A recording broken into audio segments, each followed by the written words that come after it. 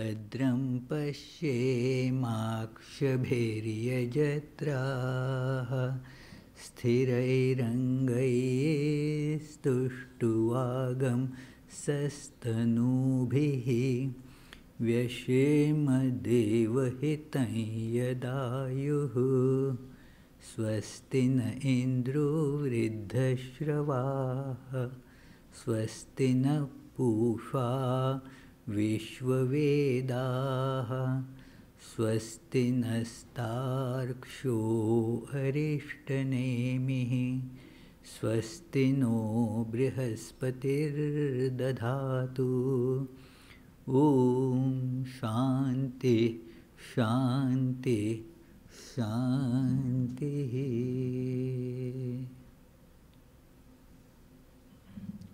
Let us now pray together.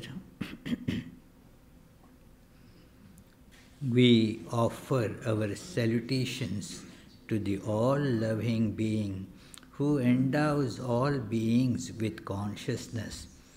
We meditate on the Lord, who is the origin of the universe. Lord, Thou abidest in all. Thou art all. Thou assumest all forms. Thou art the origin and goal of all. Thou art the self of all. Thou art existence, knowledge, and bliss. Salutations unto Thee. May the world be peaceful. May the wicked become gentle. May all creatures think of mutual welfare. May their minds be occupied with what is spiritual and abiding. May our hearts be immersed in selfless love for the Lord. Peace, peace, peace be unto all.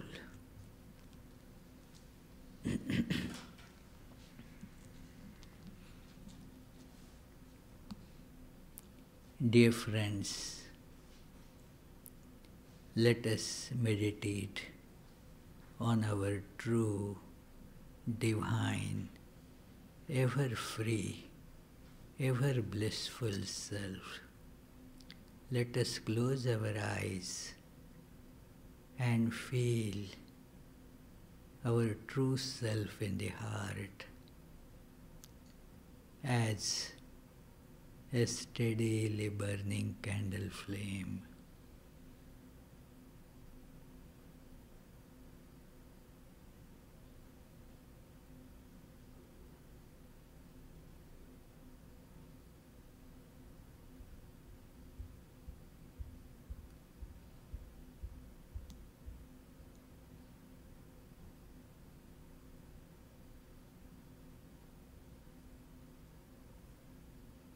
The light from this candle is illumining my whole personality. I see everything. The body is full of light.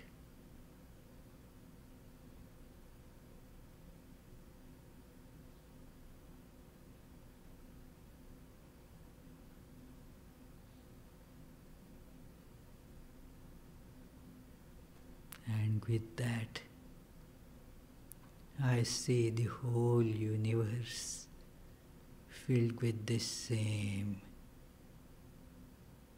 tremendously brilliant and yet very comforting and soothing illumination.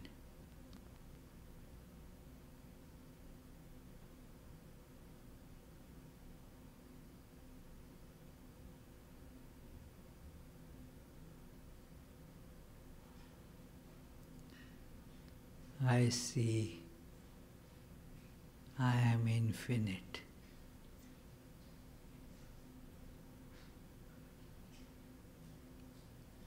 I am beyond time and space.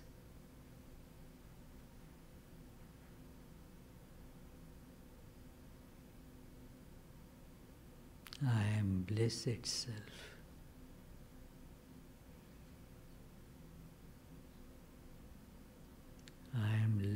itself.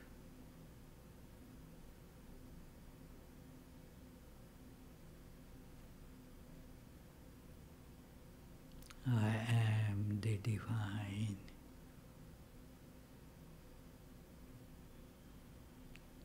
Om. Peace, peace, peace.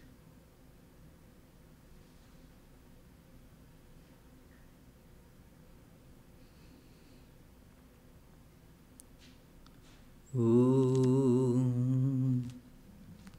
Apyayantu mamangani vak pranaschakshu Shrutramatho balamindriyani cha sarvani sarvam brahma upanishadam maham brahma nirakuryam ma brahma nirakarut anirakaranamastu anirakaranam mestu tadatmani nirate ya upanishatsu dharmaste mai santu te mai santu.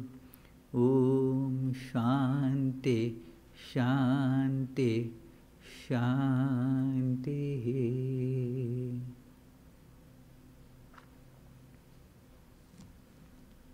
May all my limbs attain strength.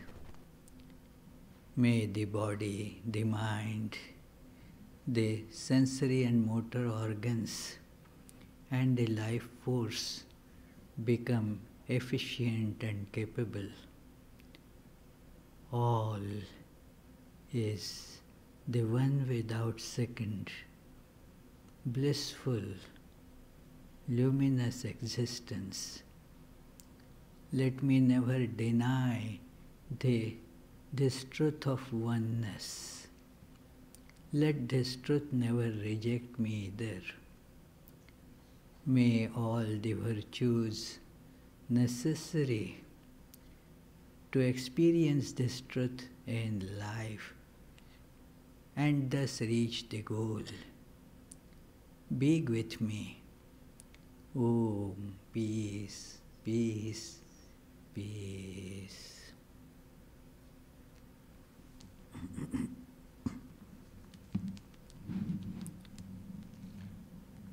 Dear friends, for last some decades we are seeing this very welcome trend in American society to reduce the body weight, get rid of the unnecessary fat, and thus be efficient, be right in shape, and thus people I see going to gym, careful about their food intake, avoid taking junk food, that too much carbs and all that. People seem to read on the food content that how many calories it contains and how much calorie I need. Even their phones contain apps, that tell how much calories each thing contains, and thus there is a welcome effort in a society that was earlier known to be full of obese people, towards obesity that had been, in fact, one of the national problems, that how we become obese. And then because we realize that being obese is, becoming obese is not really a compliment. It is the opposite of it. It also makes us, sluggish in our work, inefficient, and so forth. then it invites so many other diseases, more weight, more fat than we need or we can manage, invites many other health issues like the blood pressure. It is natural, more blood pressure because there is more size. So the heart has to pump the blood to the farthest extremity of the body. Every tissue needs blood. So it has to be pumped all the way. So it has to pump with more pressure. So the blood pressure increases. Heart problems, they rise. The extra fat also creates the more possibility of the blood clots and so forth. So therefore, it is realized that it is the many more diseases, they all come because of the extra weight. I had pain in my knees, and then when the doctor told me first, our general physician told that, well, you may need a surgery, your knee that seems to have some crack. The orthopedician then told, well, right now you don't need, but we will look into it. And according to the American culture, he did not, forcefully tell the unpleasant thing that, well, you need to lose weight. But then that summer I went to India, and my Indian orthopedician friend, he told Swami, look, how much burden, extra burden you are subjecting your knees to. Cut down the weight. Cut down the weight. It is true, that you have become too flabby. And so it is, therefore, naturally, all the weight you see, he drew the picture. You see, it is a hinge joint. And so it gets all the burden. And therefore, naturally, how long will it be able to sustain? So that is the first thing you should do. And he told many other things. And not that I fully, applied his advice, but a little bit that advice showed that he was right. And I don't have that kind of knee pain anymore. So, it is like that if you have too much bulk, actually, I was telling my very old friend that, 25, 30 years ago, I could easily lift 80 pounds of weight, no problem. Now, why do I find it difficult to lift even 50 pounds? He said, well, already you are carrying 40 extra pounds, so that explains it.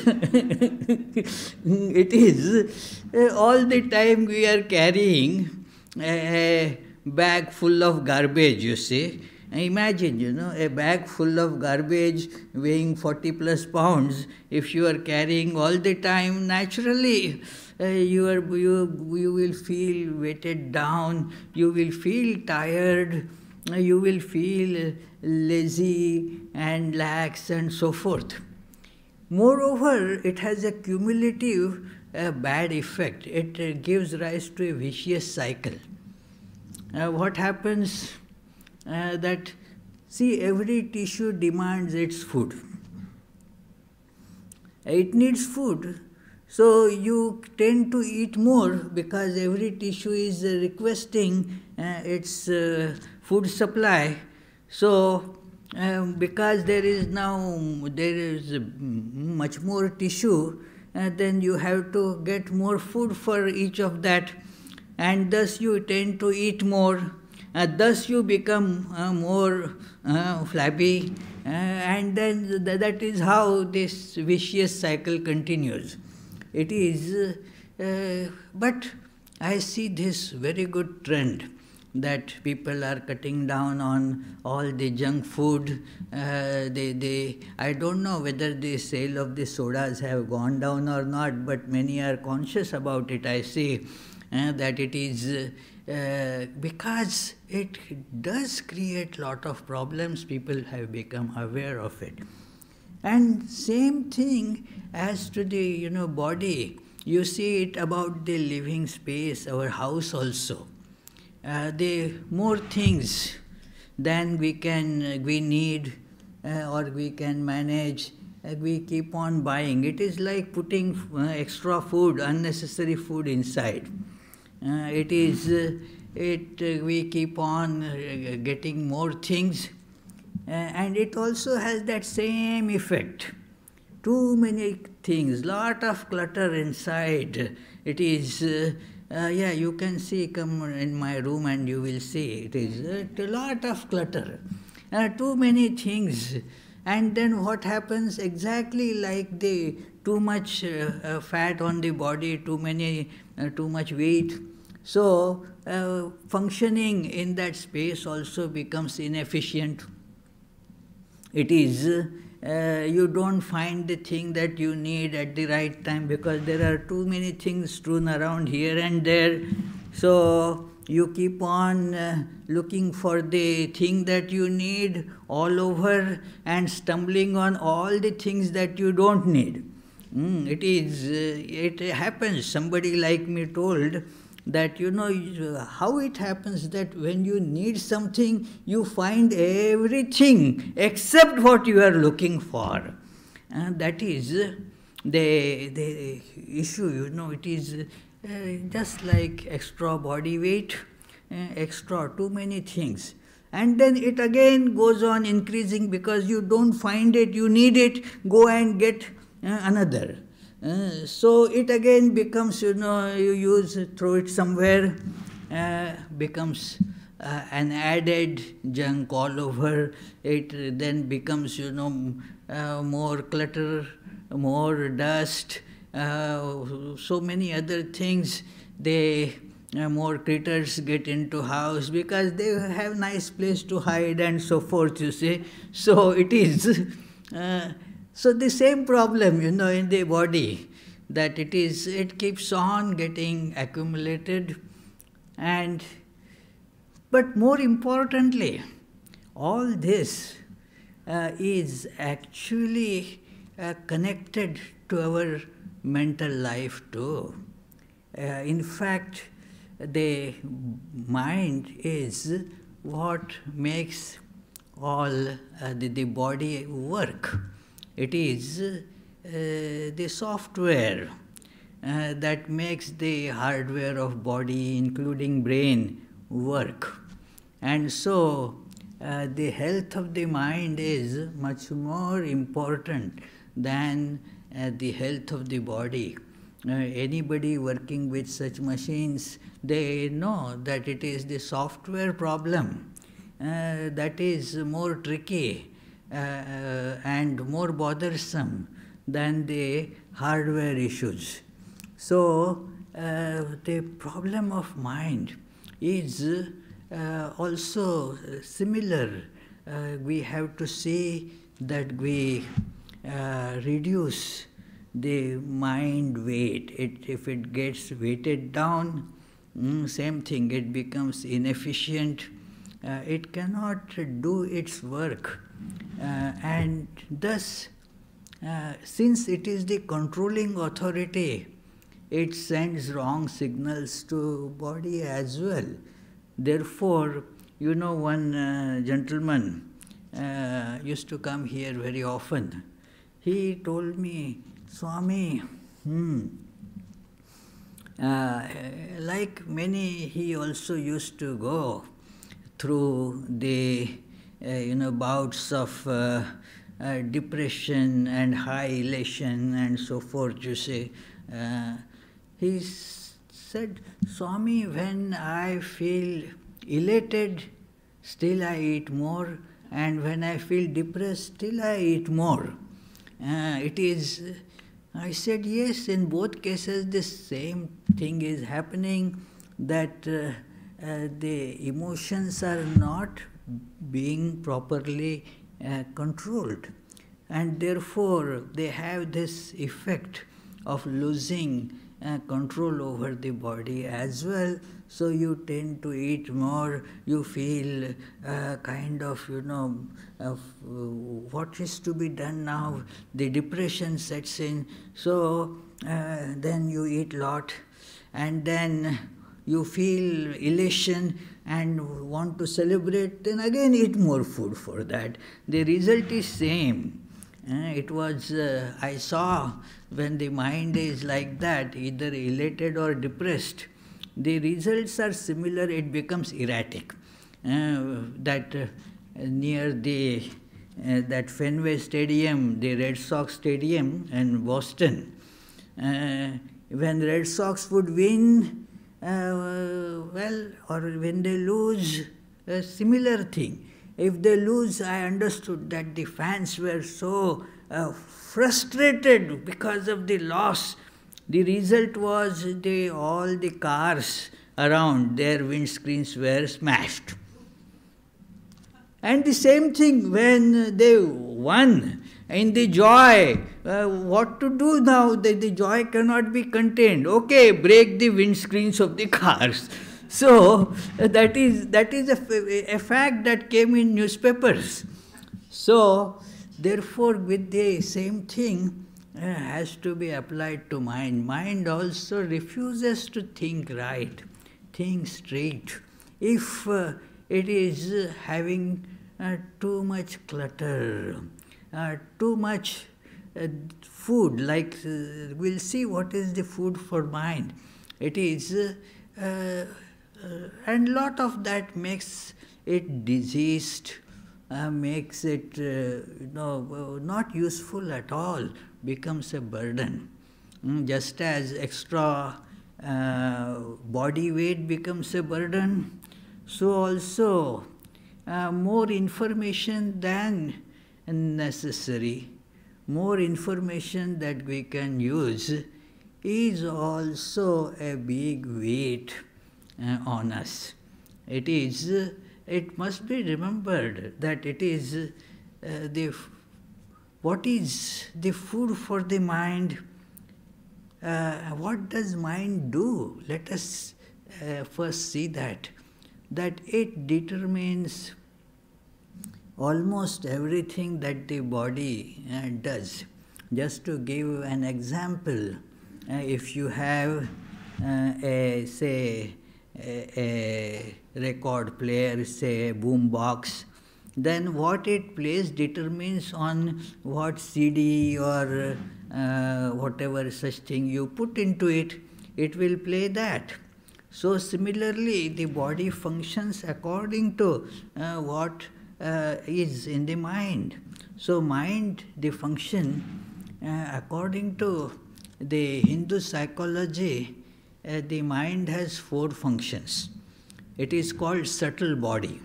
It is body and then subtle body, Sukshma Sharir, the Sanskrit word. So this mind has 4 functions. First is the looking at the possibilities, various possibilities, then choosing the right one. Second function is the function of decision making. The third function is storing the experience. When you do something, an event happened, then the memory, you store that. That is the third function. And fourth is the ego, that the sense of I that connects all this. So all of that is the function of the mind. And so mind determines what I want in life, what is the goal, and what is the way to reach the goal. All that is determined by the mind. And then the mind has to push the body in that direction. Body is the external instrument for that. and so it needs inspiration. Without that, the body doesn't start moving. So the information that inspires, that information is to be taken. That information which makes the body move towards the goal in the right direction, that information is good information. It is to be taken. The information as to the path, that also is important, very necessary, that is to be taken in. Also necessary is the information about the pitfalls and the problems that can happen on this journey. That also is to be kept with us. All this is very necessary. This is to be taken in. And what must be avoided? The junk is to be avoided, So the informational junk, that which is not necessary, is to be kept out. It needs to be avoided, so that we will not add much weight to the mind. If we take in all the information that is only distracting us from the goal, then it will have a counter wrong effect. Just like in case of body, they say 4 types of food is necessary for the body, the carbohydrates to give energy. Then there is the protein that gives different type of necessary ingredient for the function of the body. Then there are the fiber and all that is necessary. Vitamins are necessary, and occasionally the medications, if necessary, they are to be taken too. So with the mind also you can think of the food for mind in this manner. There is this fourfold food. One is to energize it, to make it go. That is necessary. So, inspirational information. Then it is to be kept on the right track. Only going somewhere, no point. It has to go in the right direction. So, imagine a car which has only engine and no steering. What will happen? So, there is this information. In addition to inspirational information, it has to have the information about how to keep it on the right track. That is the information about directions. Then the third is the various pitfalls that can happen. You can get distracted. With mind it happens so much that we tend to even lose the understanding that what is track and what is distract. So it is, we go on the wrong track and then it starts, we get used to that and think that that is the right track. It is only when we do not get the right results, then we see, oh, that was not the right track. Now how to get back to the right track? So that information also has to be there, that if what are the signs of the wrong track that you can get distracted and get there, because it is tricky, in some places. It is all over in New England, Providence no exception to that there are all those tricky junctions where we somehow think it is a crime to put the street name plate in the right place, So you look, where is that street? You don't find. Some time back in one place in Massachusetts, I was told to take this route and then you will come to a rotary and take this particular road, this street you have to go. Now I went and then was looking for where is there no name was there on the street. So then I called and then that lady said, I'll come and get you, okay? So stay there. And then I said, how would I know there is no name on the street? Oh, Swami, everybody knows that is that street. Everybody, they were those days without GPS. Now you have more comfort with GPS, but it is then, that is very tricky. So it is easy to get distracted. On this path of life also, one can get easily distracted. And so one should be on the guard. And what if we get distracted? We should not get distracted is fine. But then there has to be the information about coming back on the right track if we get distracted. That also should be kept ready. All these things, that is all the right information. Also, to keep the body healthy, we should have the right environment. So, for the mind also, it is important to keep it in right environment. The junk information, which has to be, no use at all. But if we keep on accumulating it, it also has that vicious cycle impact. That it keeps on getting us again and again. We keep on reading and watching and all that we have already watched a few times. Still we keep on getting more and more of that junk information. That is why how I was studying about that's some time back, many years back, that how this Coca-Cola and such, all this, how do they make people drink those things more and more? So, they put lot of salt in it. They put lot of salt so that you feel thirsty. That is the quality of the salt. You feel thirsty again and again. So you had one can, after an hour or so, you feel again, I am thirsty, you see.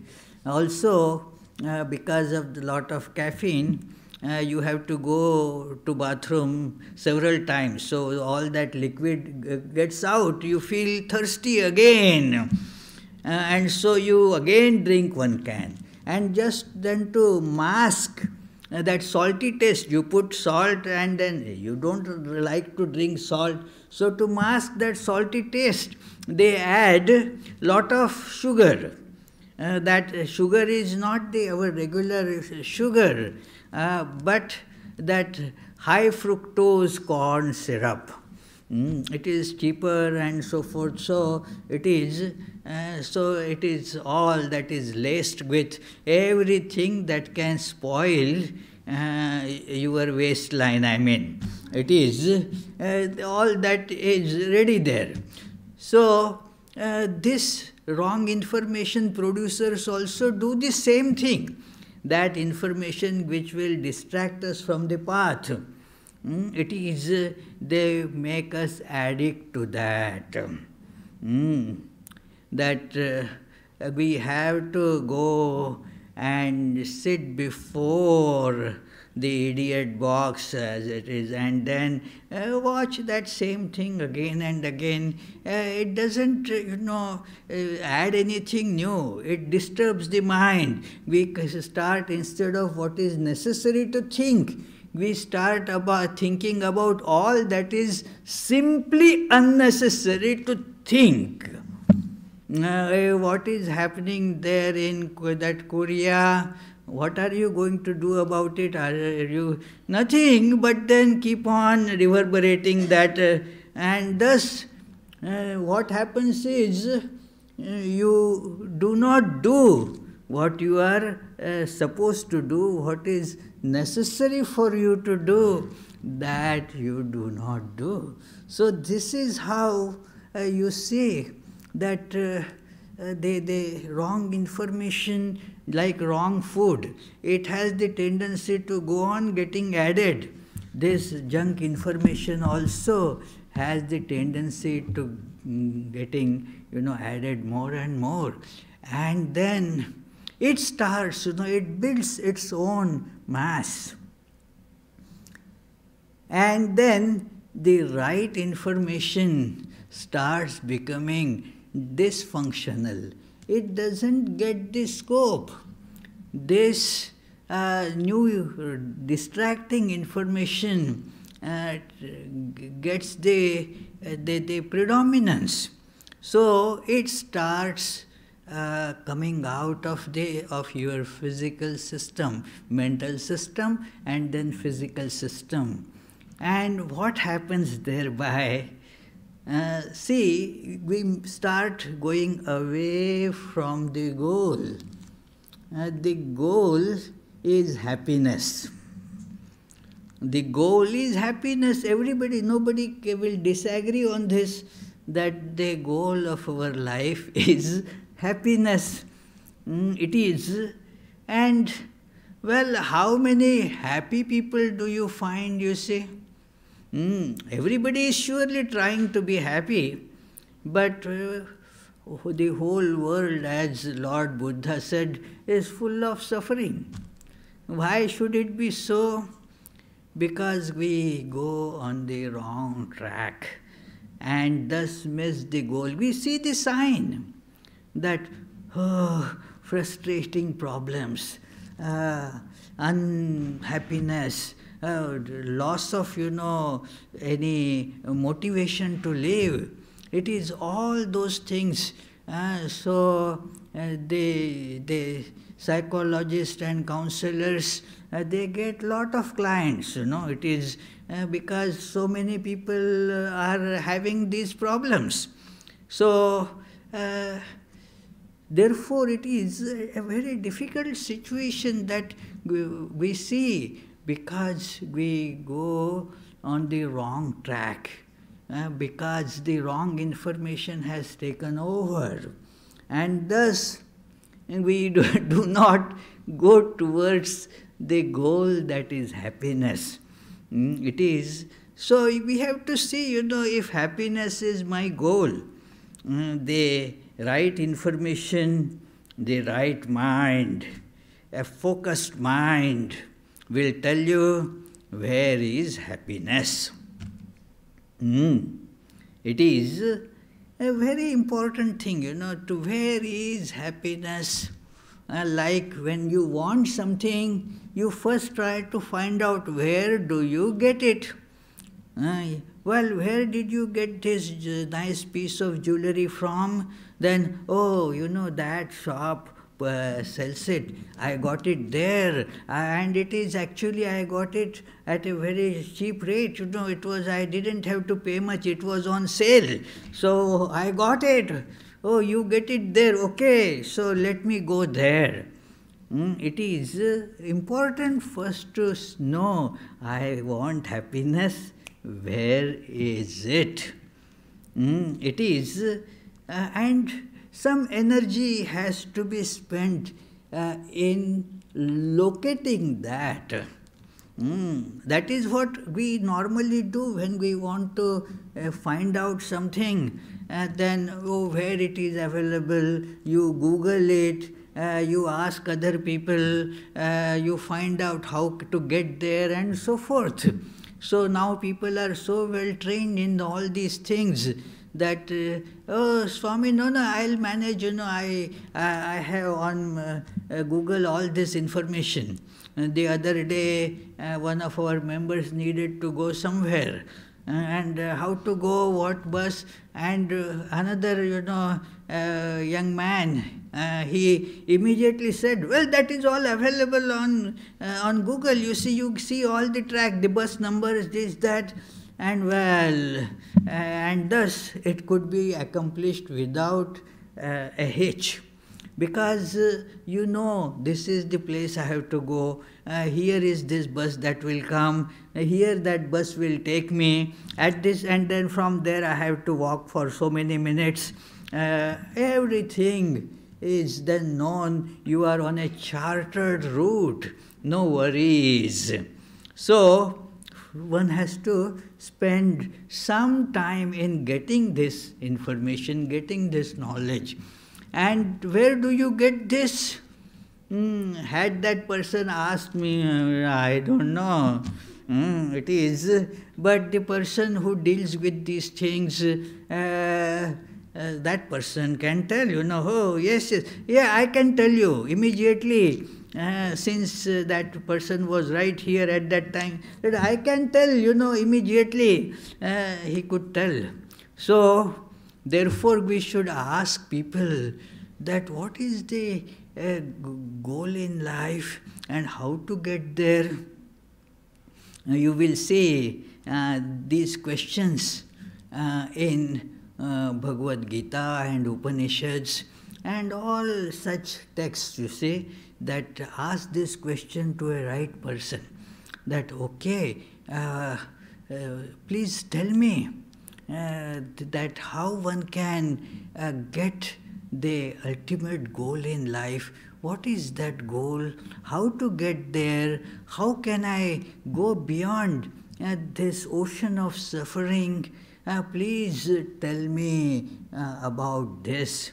If you see a very beautiful book, Vivek Chudamani, by great Shankaracharya, it has this question answer that, what is the purpose of life? What are the things necessary to get there? Please explain me everything in a compassionate way, karanya drishtya, that look at me, look at my condition. So, out of compassion, tell me all these things.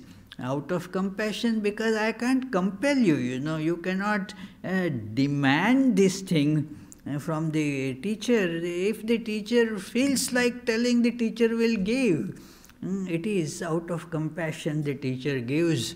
So, then, this is the goal, this is the way. And then the teacher also tells that there are these tendencies in us that may take us to a wrong track. But do not worry, there are ways to come back on the right track.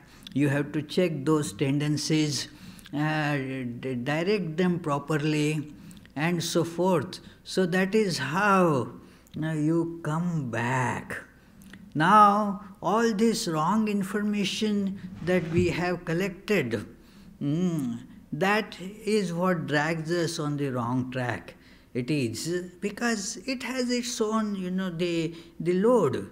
So, all this makes us, realize that we have to shed this unnecessary weight of information and all these tendencies that they generate. They make a home in us, just as a junk that we get that occupies a space in our house. So similarly, like the food that we eat, it occupies, it creates a niche, so to say, in our body. And refuses to leave. And it's a very nice analogy. One gentleman told me, that I was telling him, to our Johnny, John Gallagher sitting there, he told that, well, will you take this? This is nice candy. Swami, if I indulge, I bulge. So it is. You indulge and you bulge. So it is. It is so. No, you don't only have to, don't indulge, but the effects of your indulgence in the past, they also need to be taken care of. Therefore, it is what you do, you try to lose that. Lose whatever has been accumulated because either indiscretion, inadvertence, and all that it is, or falling prey to temptations, all that has been accumulated, it has its effect that now needs to be with great determination cut down. Same thing you see in our house also, so many things accumulated. Now getting rid of that is not easy. Oh, I like this, I don't want to throw this. Have you used it in past 2 years any times? No, but maybe. And so these things keep on creating lot of bulk there. So also with all this unwanted, unnecessary information, we find it difficult to get detached from. We have to learn to practice this detachment, therefore. Oh, I don't want it, that's it. Get rid of it. It is one lady, expert in, that house cleaning and all that. She had this as her profession. So they used to, because the people themselves find it incapable of getting rid of all this junk. Because everything they will look, oh, okay, and then start ruminating, and that takes 1 hour away, So nothing happens. So it is, so she would go through all that, and very quickly, do you use it? Yes, no? No? Okay. Do you use it? How many times did you use it in last 2 years? Never. So it is, and thus that work would get done much quickly. One has to be somewhat like that, efficient in getting detached from all these things that keep on exercising their influence on our mind, and thus we are not able to make decision about our direction, about the goal, and then the progress doesn't happen. Therefore, getting our mind lose all this. Firstly, don't add unnecessary thing, and then whatever has been added, it was useful at one time, very good. But that doesn't mean now you have to keep on hoarding it. Its use is done. Now let it go. Let it go. Letting go. This is a catchphrase these days. But easier said than done. Let go. Okay, that thing happened. Close the chapter. Move forward. Don't keep on. One of our Swamis used to say, it is very important, especially for a monastic, that it is, don't keep on casting longing, lingering glance in the back. What happened? Don't keep on having this longing, lingering look behind, because that will impede your progress. Go forward.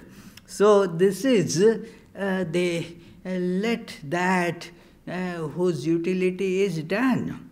Now let it be behind. Move forward. Lose the weight. And then you will get in shape. when body or our house is not in shape.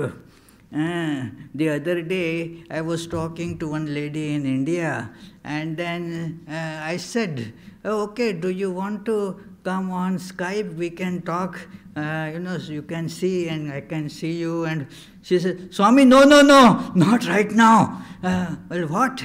No, everything is so cluttered around, and is not. I am not also properly attired and so forth. So it is only voice is enough. So it is. So it is because the shape is spoilt. You see, shape of the house, shape of the body, and shape of the mind is spoiled too. When too much information, too much bulge of it, it is there also the same thing that John had said applies. Indulge and you bulge in your mind too. So one has to be cautious about it, reduce, cut the weight. It is, and of course, if it is not to be taken by those who already have some problem about low weight, so they have to keep on eating nutritious proper diet. So similarly for mind also, they need to take in the right information, assimilate it. That is how the mind also will be trim, in shape, very efficient, and will tell us exactly what is the goal, how to get there, and we will thus reach the goal of what the goal I told. Abhijit, what goal did I tell? Happiness. We will be happy, not like the temporary happiness that we get by eating a candy or meeting a friend or like that, but we will become happiness. We will become happiness. Wherever we are, that happiness will be with us because we are happiness. Our happiness wouldn't be determined by the situation. That whether patriots win or eagles win, that will not determine our happiness, you see. It is, we will be happiness. You don't need to add anything. What do you need to add to sugar to make it sweet? What do you add, Anne, to sugar to make it sweet? Nothing. Sugar is sweetness. So that is how we will be happiness itself by this a very simple process. Cut down the weight, reduce the weight on your mind, get in shape. This is what Bhagavad Gita told, that this is yoga. Yoga is, he said, actually it is viyoga, means getting disjointed. Yoga is to join.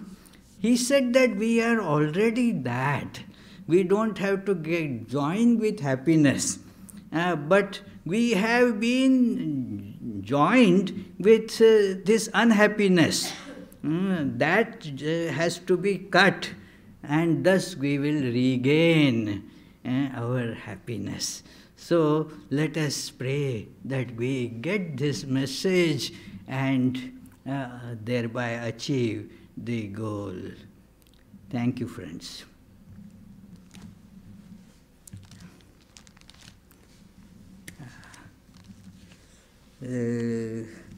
Let me tell you about the upcoming programs. Oh, okay, questions. I thought today nobody will ask question. Okay. So anybody has question? Oh, you still have a question? Okay. Yeah, I think you gave a good talk, but it's important. Thank you. Not to stereotype. That is making me flappy, You said that you gave a good talk. Not to stereotype people, because people who are of different weights can be just as efficient as people of less weight at many jobs. And also, the person who said he ate when he was elated and ate when he was depressed may have been bipolar, and he may have been on a Yeah. medication that caused weight gain, because that does happen, some medications. You are very correct, but there also the problem is same, that you have to find a way so that that person does not overeat. It is what you have stated is the case that why people tend to eat more. I did not elaborate on all the reasons that people would be eating more. You are right, certain medications make you eat more, but that doesn't mean you need eating more. You are tempted to eat more, you are directed to eat more, but again, that ill effect of doing that are going to be there.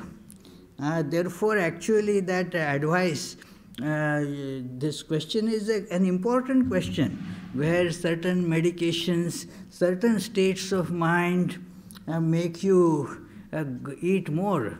I gave you the example of depressed or related states, that is bipolarity. It is when it reaches too much extreme, then it gets called a pathology, that's all. But and therefore, what is to be done there? They are advised that, well, you need to eat, that craving is there. Eat only that which has fiber. Do not eat the food with a lot of, they say eat a lot of that food which is fibrous food, very low calories and lot of volume. So you feel, it is question of feeling after all. Feeling is satisfied by filling. So fill with that which has very low calorie value. It is one of our friends who used to come here, he had been advised that. So he used to carry his own food. And what was that? That has very, very, very low calorie, lot of volume. So he would get the mental satisfaction that I am eating a lot of it. But it won't then stick on the body, it doesn't have any food value per se. It is like the tea I drink. I used to drink lot of tea. Then I was told, well, that kind of tea, milk, sugar, this, that, every cup is about 50 calories. So then I started drinking tea, because I wanted the satisfaction of drinking tea without milk and sugar. So it doesn't have any calorie value to it. So it is like that, you take food, avoid that kind of food, because of which you will become more bulky, you will add weight and become more inefficient. As to your question that, well, there are people who are compared to other people, they are more bulky. Their bodies are more bulky, but they are more efficient than others who are slim. Well, yes, that happens.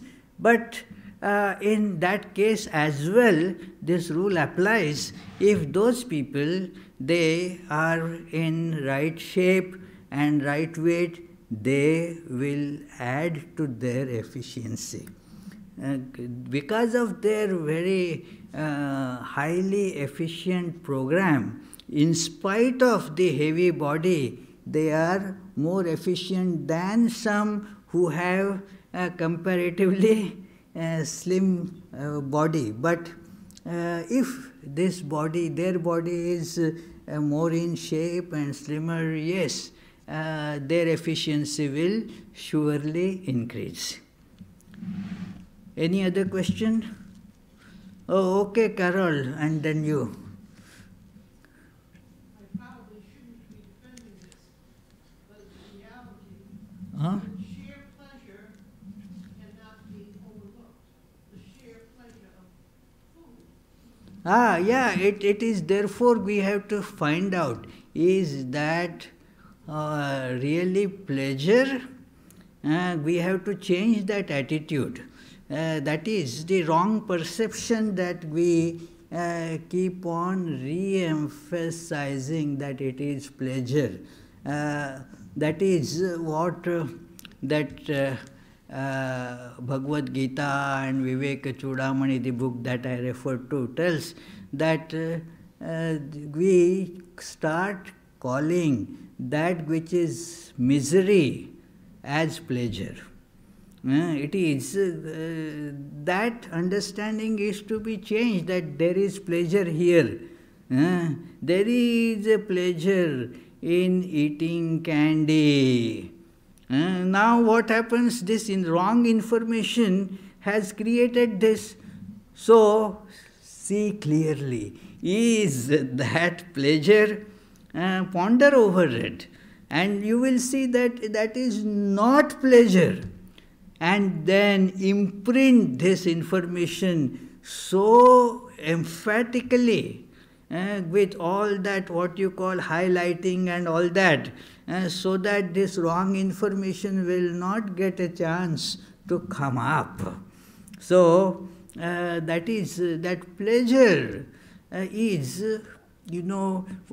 most of the things that we call pleasurable are actually taking us away from happiness.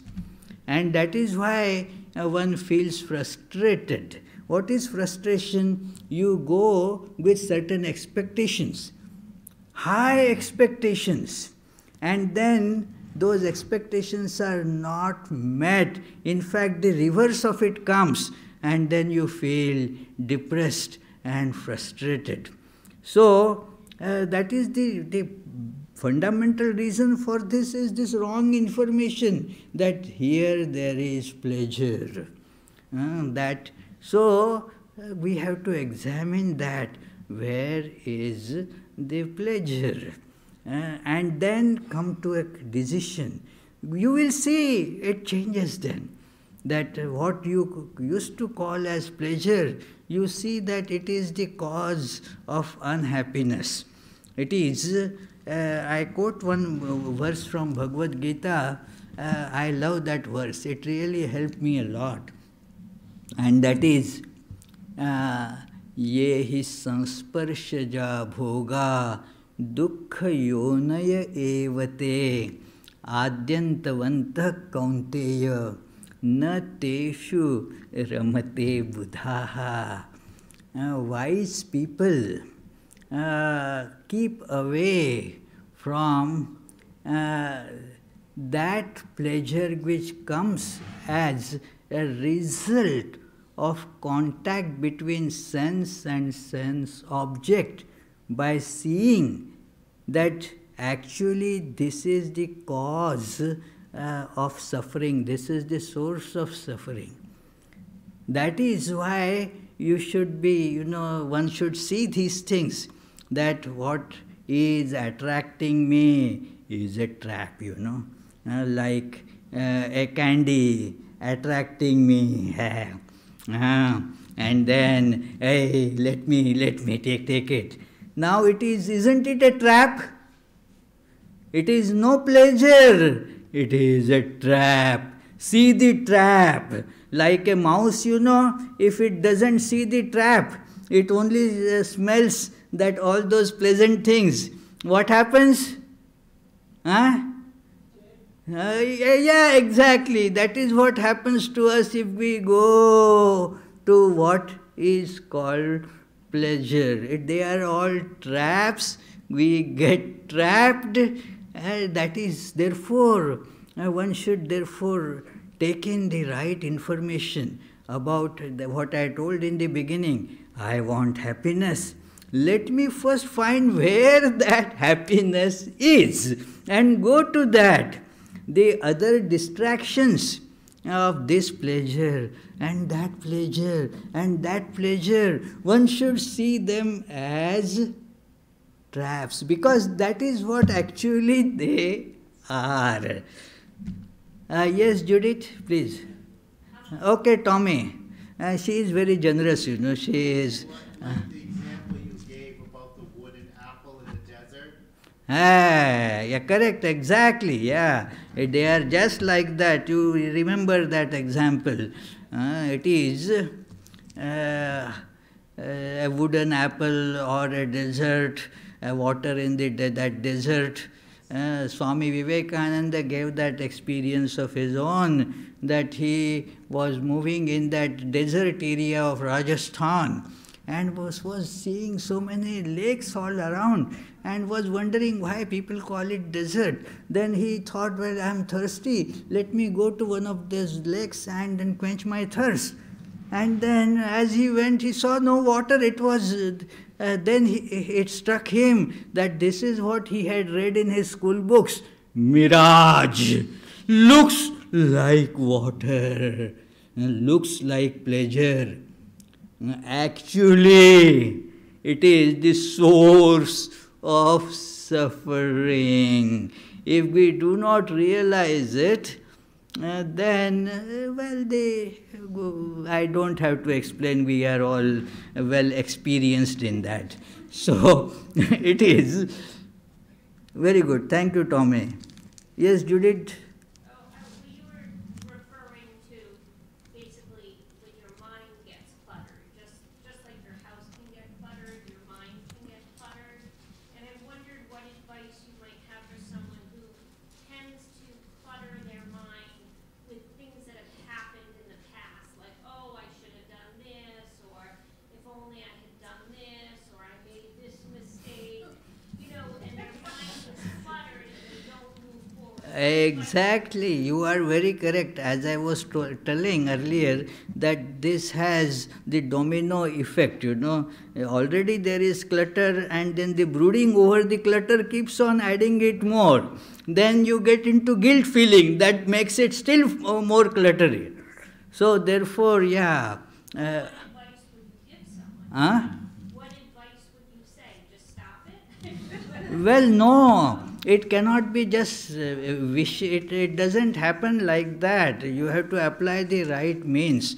It doesn't happen just in a wishful manner. Oh, okay, stop it. It doesn't get stopped. It is like the mice that were coming in our kitchen and all that, having nice time. So, oh mice, please go away. We wish you are not here. That won't. You have to take some concrete measures to get it done. It is, and the concrete measures for that is implant some other thoughts. I'll give you a real story that happened when I was in Nagpur, and there used to rise, that in the lot of that weed used to come up everywhere. It came first from the boat carrying some grains from this American this thing. So to feed starving Indians, it came, with that came that weed also, and it started growing everywhere. It spread so fast and took over big stretches of land. It had problem, it would cause skin disease and all that. So, therefore, now what to do? In our whole plot of the ashrama there, it was all growing everywhere. We cut it. Again it grew like immediately, more powerfully. We burnt it. Still it didn't work. It is so. We asked one agricultural scientist that what is to be done. And he told, Swami, you are using wrong method. I will tell you the right method. You actually tell that method in your classes. What is to be done? Plant the right weed. It is not a weed. He said, I'll get you some seeds. You put those seeds in a particular season, they will grow. And that plant is stronger than this plant. So it will gradually take over. Don't be too impatient. It will not happen in a day or in a year. It will take about 5 years to make this plot be free from that weed. And actually it happened in 3 years only. So that is what we have to do. Implant, as the sages tell, implant devotion to God, the goal, the source of all happiness. Implant that in you. And now, thinking of that will grow. And that being the real source of love. All other loves, they are situational. You love today, don't love tomorrow. In the morning, the children immediately show it. That, mommy, you are so nice. And the mommy doesn't give what they want, then, it is. So, it's like that. But the love of God is the true love of the self. So it goes on increasing. This weed will grow, this plant will grow, and then all those things will find no space for all those worrisome things, that brooding on the past mistakes that I did, and so forth. It will not be possible. It will happen in that manner. That measure has to be taken for that. Right, counseling. It is, go to Judith Nice if you need counseling on that. So it is like that. It is, so you get that result. Thank you very much. And now, did you do your offertory? No. Okay. So, since you all are not going for Super Bowl, you can. Otherwise, you would have spent a lot of money there. You can put in Vishwanath's bag. Okay. The next Sunday, the topic of discussion is a somewhat philosophical topic. It is Schrodinger's cat. That is the topic of discussion. It is a title related to quantum mechanics, but it has a lot of philosophical dimension to it. So we will be discussing that coming Sunday. The other classes during the week, Tuesday and Friday at 7:30 p.m., they will go on as usual. Tuesdays, it is the Sri Ramakrishna and his divine play, and Fridays it is yoga of knowledge, jnana yoga. Other meditations and prayer programs, morning and evening, they will also go on as usual. You are welcome to attend all of them or any of them. And I'll conclude with the closing prayer. Please join me in reciting the closing prayer. Although I am having the microphones, you are so many, so your voice should be more than my voice. So chant loudly. May the divine, who is Father in heaven of the Christians, Holy One of the Jewish faith, Allah of the Muslims, Buddha of the Buddhists, Tao of the Taoists, Great Spirit of the Native Americans, Ahur Mazda of the Zoroastrians, and Brahman of the Hindus, lead us from the unreal to the real, from darkness to light, from death to immortality. May the all-loving being manifest himself unto us and grant us abiding understanding and all-consuming divine love. Peace, peace, peace be unto all.